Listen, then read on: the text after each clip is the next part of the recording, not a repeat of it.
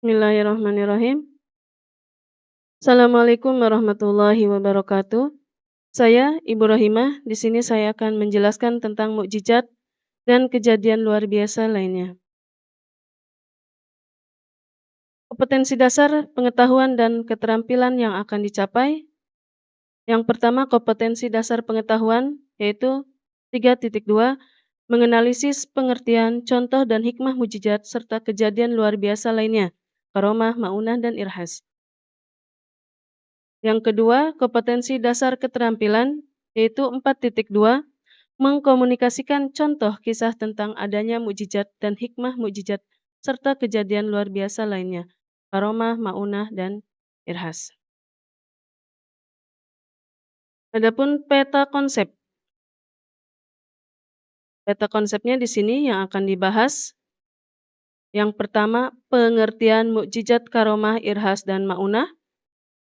Yang kedua, bukti kebenaran mukjizat karomah, irhas dan maunah. Dan yang ketiga yaitu hikmah dari mukjizat karomah, irhas dan maunah. Oke.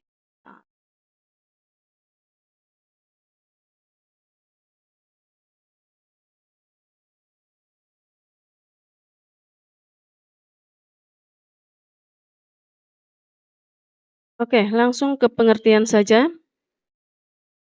Di sini yaitu pengertian tentang mukjizat, karomah, irhas dan maunah. Yang pertama, mukjizat. Mukjizat adalah kejadian luar biasa yang diberikan Allah kepada para rasul atau para nabi sebagai bukti status kenabian mereka. Contoh, Al-Quran yang diturunkan Allah kepada Nabi Muhammad, tongkat Nabi Musa yang bisa menjadi ular, Nabi Ibrahim yang tidak bisa dibakar, ada lagi Nabi Musa yang bisa membelah lautan, banyak lagi contoh mukjizat yang lainnya. Yang kedua, pengertian karomah.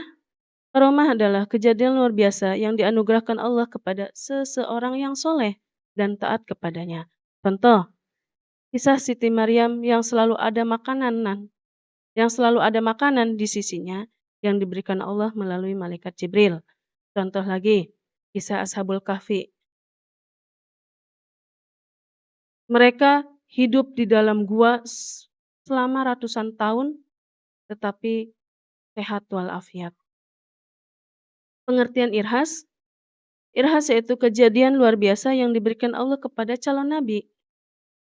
Contoh, Nabi Musa yang dihanyutkan di Nil, di sungai Nil, tetapi masih hidup. Contoh lagi, Nabi Isa yang bisa berbicara ketika waktu bayi. Masih banyak lagi contoh irhas yang lainnya. Terus, yang keempat yaitu maunah. Maunah yaitu kejadian luar biasa yang diberikan Allah kepada seorang mukmin untuk mengatasi suatu kesulitan. Contoh, seorang nenek yang terkurung di dalam rumah kokoh.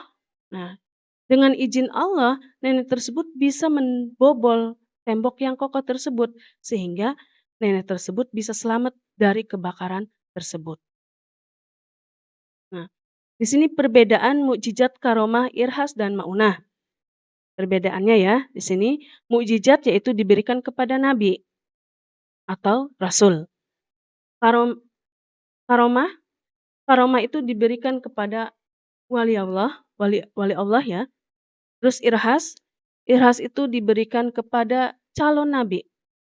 Karena kalau diberikannya sesudah jadi nabi itu namanya mukjizat bukan irhas lagi. Terus juga ada maunah, yang itu perbedaannya maunah diberikan kepada orang biasa. Langsung ke bukti kebenaran. Bukti kebenaran adanya mukjizat dan kejadian luar biasa lainnya. Di sini bukti kebenaran mukjizat disebutkan di dalam Al-Quran ya, mukjizatnya Nabi Ibrahim yang tidak bisa dibakar. Di sini apa? Firman-Nya, buktinya di sini disebutkan dalam Al-Quran. Qulna ya naru kuni bardaw wa salaman ala Ibrahim. Yang artinya apa? Yang artinya, wahai api, jadilah kamu dingin dan penyelamat bagi Ibrahim.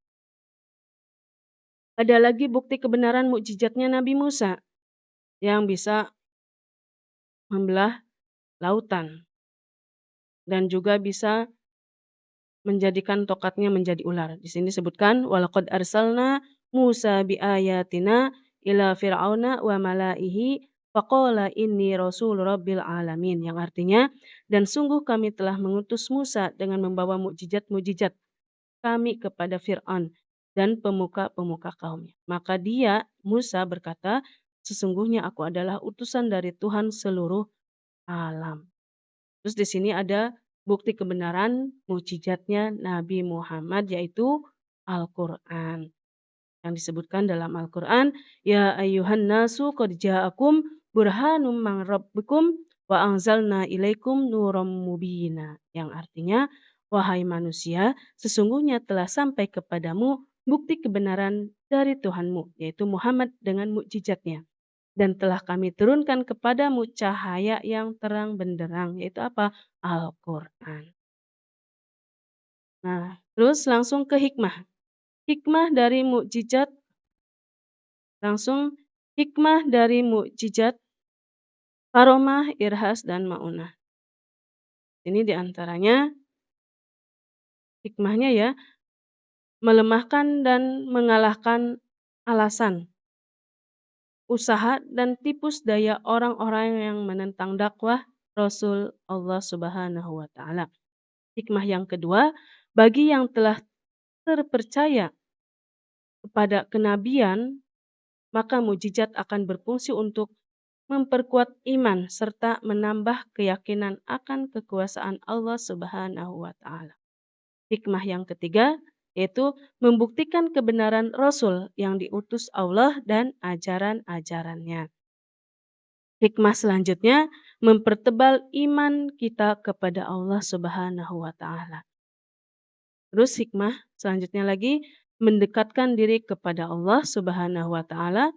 Selanjutnya, tidak takut akan kesulitan karena yakin Allah selalu memberikan pertolongan kepada hambanya yang beriman dan bertakwa.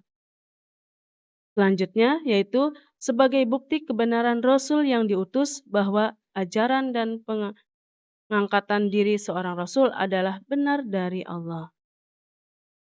Selanjutnya yaitu sebagai ajab atau siksa bagi orang-orang kafir dan pelajaran bagi manusia yang lain. Oke, mungkin itu penjelasan dari saya. Kurang lebihnya minta maaf. Assalamualaikum warahmatullahi wabarakatuh.